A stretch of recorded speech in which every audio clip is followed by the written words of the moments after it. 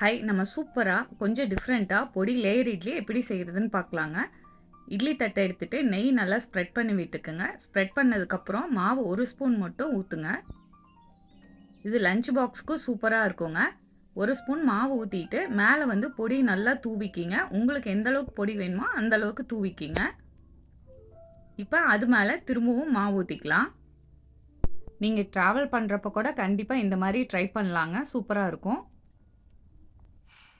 திரும்பவும் மலைசாரல் மாதிரி நீங்கள் பொடியை நல்லா தூவிக்கிங்க.